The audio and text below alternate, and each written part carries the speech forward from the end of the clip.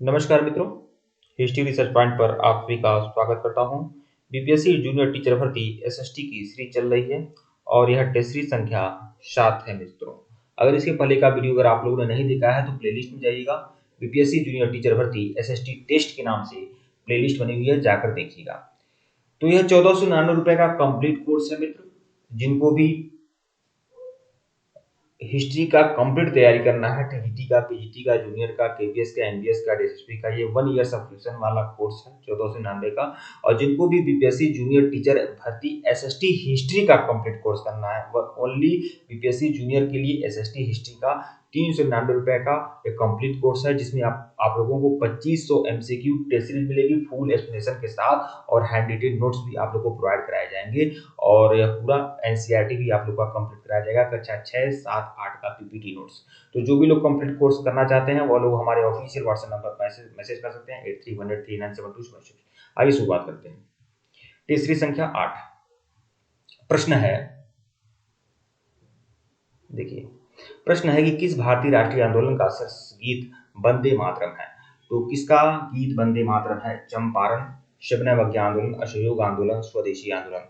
तो स्वदेशी आंदोलन का जो गीत है वह वंदे मातरम है। विकल्प डी जो है वह आपका सही है।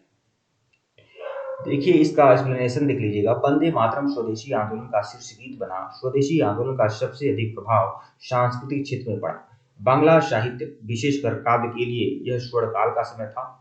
और स्वदेशी आंदोलन जब चला था ना, तो साहित्य की रचना बहुत ज्यादा हुई थी और बंगला साहित्य की रचना सबसे ज्यादा हुई थी। रविन्द्रनाथ टैगोर, रजनीकांत सेन, द्वेंद्रनाथ राय इत्यादि के उस समय के लेख लिखे गीत क्रांतिकारी आतंकवादी सब सही नहीं है, लेकिन बार बार साहित्य में आतंकवादी सब लिखा जाता है।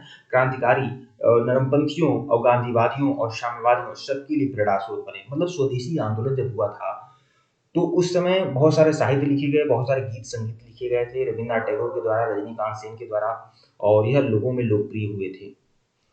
ठीक है, अगला प्रश्न देखिएगा। प्रश्न संख्या 72। निम्नलिखित में से किसने स्वदेशी आंदोलन का नेतृत्व दिल्ली से किया था? बाल गंगाधर तिलक, अजीत सिंह, लाला लाजपत राय, सैयद हैदर रजा। तो सैयद हैदर रजा ने किया था दिल्ली से स्वदेशी आंदोलन का नेतृत्व। विकल्प डी जो है वह आपका सही है।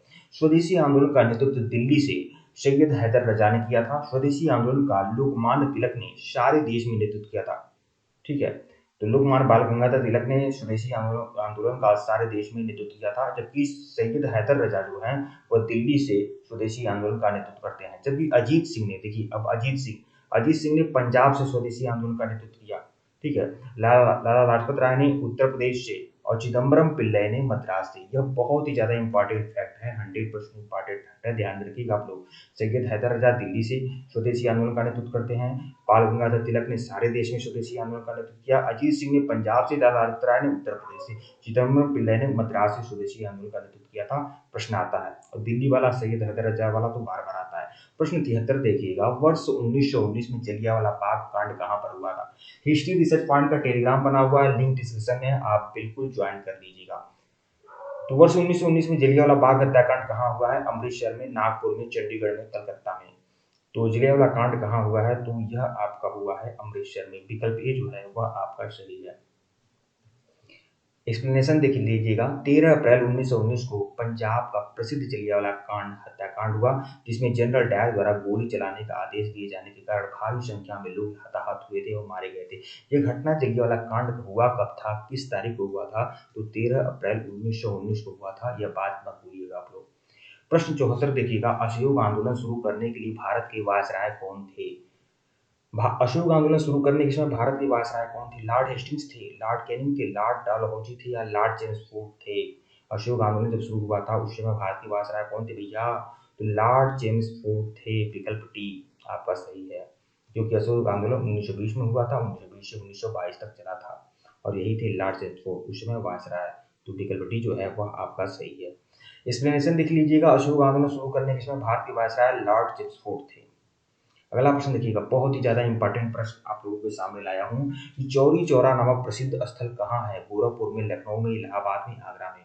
एकदम घोल के पिला दे रहा हूं मित्र। और देखिए इसी तरह के प्रश्न आपको मिलेंगे, 2500 एमसीक्यू की सीरीज मिलेगी और ओनली 399 में। इसके अलावा कक्षा 6, 7, 8 एनसीईआरटी हिस्ट्री का पीपीटी नोट्स मिलेगा। अगर आप चाहते हैं तो आप लोग ज्वाइन कर सकते हैं। केवल हमारा ऑफिशियल व्हाट्सएप नंबर डिस्क्रिप्शन में भी है, ऊपर भी शो हो रहा है। ठीक है, चौरी चौरा कांड प्रसिद्ध स्थल कहाँ है? तो गोरखपुर में है। विकल्प ए जो है आपका सही है। एक्सप्लेनेशन देख लीजिएगा, व्याख्या देख लीजिएगा। चौरी चौरा उत्तर प्रदेश के गोरखपुर के पास का एक कस्बा है जहां 5 फरवरी 1922, देखिए ये घटना कब घटी थी? चौरी चौरा वाली घटना घटी थी 5 फरवरी फरवरी 1922 को। भारतीयों ने ब्रिटिश सरकार की एक पुलिस चौकी को आग लगा दी थी, जिसमें उसमें छुपे हुए 22 पुलिसकर्मियों की जिंदा जलकर मर गए थे। इस घटना को चौरी चौरा कांड के नाम से जाना जाता है। तो 22 पुलिसकर्मी इसमें मरे थे। प्रश्न 76 देखिएगा, और उसके बाद महात्मा गांधी ने क्या किया? असहयोग आंदोलन को वापस ले लिया।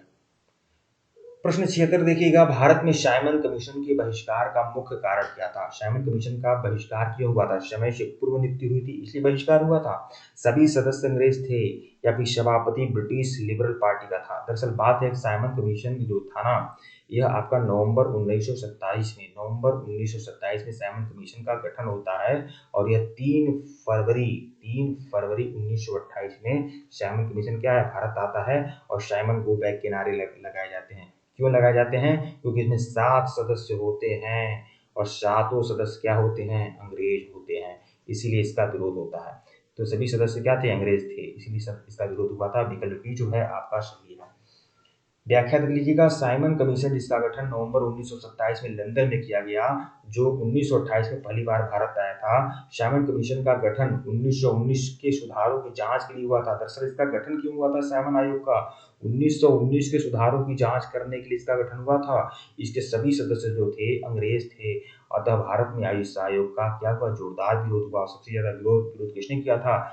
लाला लाजपत राय ने किया था, और सॉन्डर्स की हत्या हुई थी। क्यों? क्योंकि सॉन्डर्स ने इनको लाठी से पीटा था। ठीक है, प्रश्न 27 देखिएगा, 77 देखिएगा, किस भारतीय राष्ट्रवादी नेता ने जर्मनी और ब्रिटेन के बीच युद्ध को एक ऐसे ईश्वर प्रदत्त अवसर के रूप में देखा था जिसमें भारतीयों को उस स्थिति को अपने हित में लाभ उठाने का मौका दिया?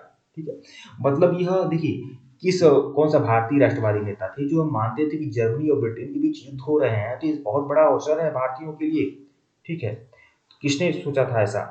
राजगोपालाचारी, एम ए मोहम्मद अली जिन्ना, सुभाष चंद्र बोस, और जवाहरलाल नेहरू के नेताजी सुभाष चंद्र बोस ने इसे एक अच्छा अवसर माना था।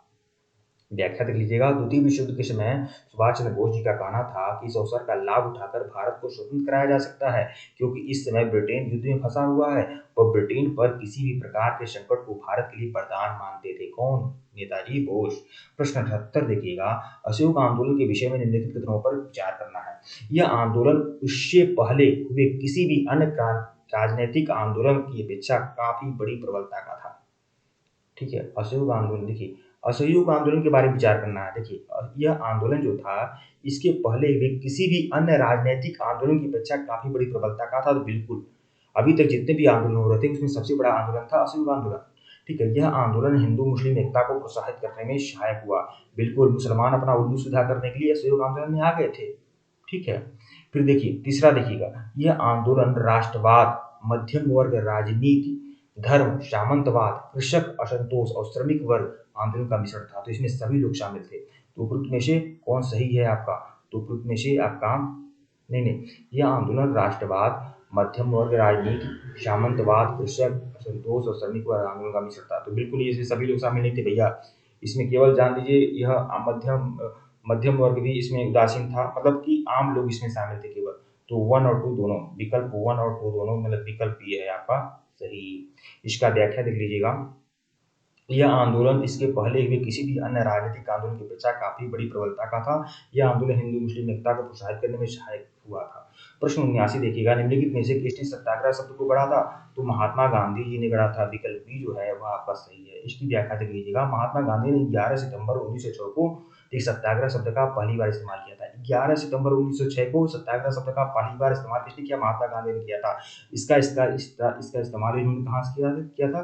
दक्षिण अफ्रीका में रणभेद के खिलाफ किया था। तो यह तिथि जरूर ध्यान रखिएगा। प्रश्न 80, भारत की शासन व्यवस्था में पहली बार प्रतिनिधि एवं लोकप्रिय तत्व को समाविष्ट करने का प्रयास किस माध्यम से किया गया था? तो भारत की शासन व्यवस्था में पहली बार प्रतिनिधि एवं लोकप्रिय तत्व को समाविष्ट करने का प्रयास कब किया गया था? 1892 का भारत परिषद अधिनियम। यह आपका सही है। व्याख्या आप अच्छे से देख लीजिएगा। धन्यवाद।